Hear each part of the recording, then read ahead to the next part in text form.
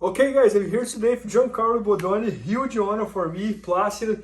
Guys, for those who doesn't know Giancarlo yet, he was the 2022 ADCC breakout. He just won his first ADCC, which was crazy impressive. And today he's gonna show us here one of his favorite moves, which is like a front headlock attack or transition, right? Yeah. And guys, he on ADCC he did 4 matches and he got submission on 3. And the only one that he didn't get is submission. He pretty much finished the match with the rear neck choke, which is like super happy for you, Mr. Bodoni. Thank you. So yeah, we're gonna look at a way to set up front headlock. One of the most powerful connections that you can make to defeat opponents in competition or in the training room is going to be chest to back connection. You have to differentiate that between chest to back in front of the elbows and chest to back behind the elbows. Chest to back in front of the elbows, front headlock type situations, are very good for either attacking your opponent's back or attacking strangleholds from the front. So what we're going to look at today is a way to actually get to the front headlock, get to a chest to back connection in front of your training partner's elbows from a neutral position where we're facing each other chest to chest. So I'll start off, Plácido's on 2 knees in front of me, and I'm just in a seated butterfly guard here. In order for me to get from this position where we're neutral and Plácido's on top of me, he's above me, to a position where I'm chest to back in front of his elbows, okay, where now from here I can start attacking his neck, I can start threatening go behinds or going into short offense from here. I need to be able to gain height on my training partner, okay?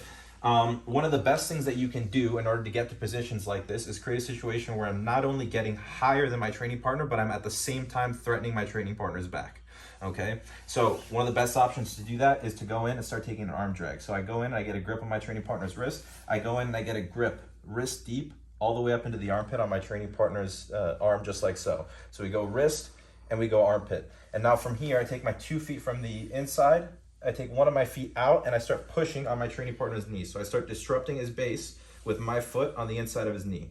As I split his knee, I look to pull him towards me and bring his hands to the mat, okay? Now from here, I start pulling my legs behind and I start gaining height on my training partner. If from here, I'm able to get a hold of Plácido's hips or his leg, I'm gonna be able to get on top. And now from here, I'm getting chest to back behind his elbows and I can start looking to attack his back, put hooks in, body triangles, etc. But a lot of times what will happen is your training partner understands that if I can connect to his hips, from here I'm gonna get behind him.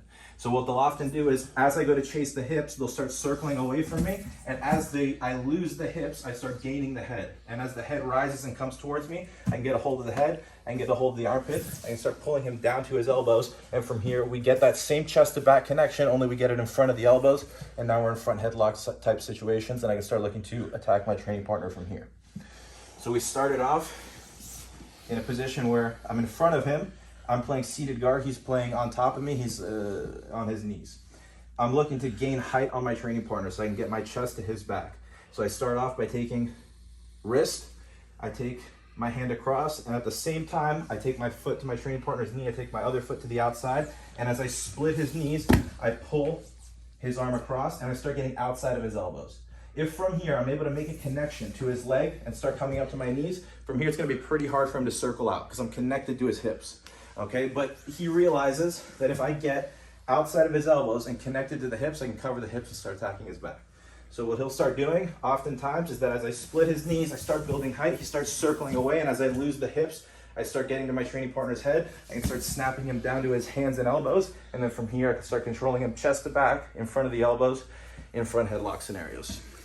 Oh, Bodoni, I love the front headlock, but I like it even more the arm drag using the leg on the knee. Yeah. I had never seen that before. Like Yeah. I've seen a lot of people doing arm drags, but not using the foot to trap the knee. Yeah. One of the best ways that you can break people's posture and bring their head down is by attacking their legs. So the same way that we'll do that in standing position, like using your feet in Ashiwaza to disrupt their base and then bring their hands to the floor, you can do that as well on the knees. Got it. And on the ADCC, one thing I noticed about you is that your standing game was also like in place, including the front headlocks. Because if anybody would shoot on you, you had a whole system about like how to stop the shooting and things like that. So front headlock is also like a big part of your development on the standing game, kind of. Yeah, absolutely. And another part of this video that we go over is that from front headlock situations, essentially the way that I want the video to be, the theme of the video is going to be that there's 3 directions that we look to attack. Front headlock, I'm chest to back in front of his elbows. I can either attack strangleholds from the front. I can threaten go behinds and start looking to attack my training partner's back. Can you give like a 10 seconds preview on each of those scenarios? Just so I think we understand like exactly what you're talking about. So I'm chest to back in front of my training partner's elbow in a front headlock. Okay. From here, we have options to go into a variety of different strangles. Darces, we can go into guillotines, high elbows, a bunch of different variations of strangleholds from the front. We can also start going in and start attacking my training partner's back through go behinds, various go behinds, and what we call short offense, which is almost like wrestling moves down on the mat. And another great option that we have is actually to go into various leg tackles, okay, when my training partner goes into a 4-point. So as I'm chest to back, if he's on his knees, we can go in and we can start attacking strangleholds from the front, we can start attacking go behinds. But one response that we'll often get is guys go into a 4-point and they start walking their hands towards their feet and they start looking to free the head. And from here, there's a variety of different ways that as I lose the head, I start gaining my training partner's legs. And then from here, we go in and we start attacking takedowns. So it's one of the easiest ways to get to leg tackles is through that. I'm trying to digest here how this system works. So basically, you have these triangles. That's kind of like, you said there's 3 parts. Yeah. Right? So number 1, you have these triangles. Yeah. Number 2, you call the short.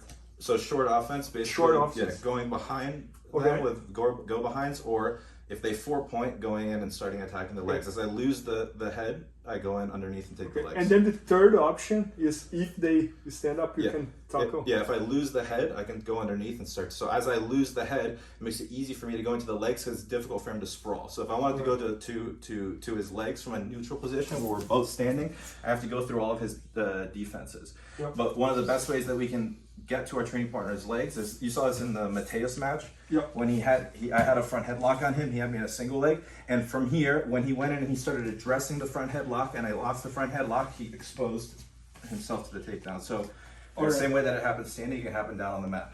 Okay. No, and I love how you're really like building a system there. You're just not like doing whatever comes to your mind. Like you have a whole like. And it's you use all 3 in combination. Yeah. You try one, if that one doesn't work, you try the third one, try the second one, you start combining them. No, and I also love it how like systematically you're becoming, and I think it's a lot because John's right, like you're seeing how his brain works, and you're kind of being able to do the same and bring that to the. Just one thing that really helped me a lot training under John was learning how to attack in dilemmas, trilemmas, quadlemmas, and that way you create a lot more openings and directions for attack. More treads and so the theme of the front headlock video is 3 directions, where it's strangleholds from the front, go behinds, looking to get behind the elbows, or going underneath to the legs. Got it. But then last thing, can you share the story that you just told me like 5 minutes ago, how you lost 7 matches before the trials and now you're the ADCC champion? Like I think that's gonna inspire a lot of people who are watching. For me, one thing that I think really helped me to go from losing matches to winning was, a lot of people say like you either win or you learn, but I don't think they analyze their losses enough. So for me, I really analyzed each of those losses and I tried to take something that I can immediately reapply in the gym and look to practice in the gym that would make a difference in my next match, to make sure that I didn't make those mistakes in my next competition. So I feel like every loss I literally learned because I would analyze the loss, either myself or with my coaches and my teammates, and then be able to immediately go into the training room, try to fix those mistakes consciously in the training room during my sparring sessions or during my drilling or whatever the case was. And then that way, next time I go into a tournament, I would be cognizant of those things and I wouldn't make those mistakes again. So for me, I didn't allow like losing to intimidate me and drop my confidence.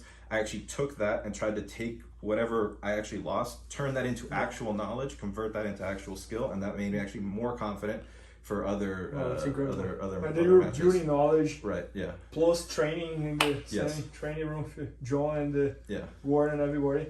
And do you do the same when you win the matches as well? Do you also analyze that as deep as you analyze when you lose? Yeah, for sure. And I think if you do that and try to analyze it objectively, you can actually see small mistakes that you make in matches, even that you win.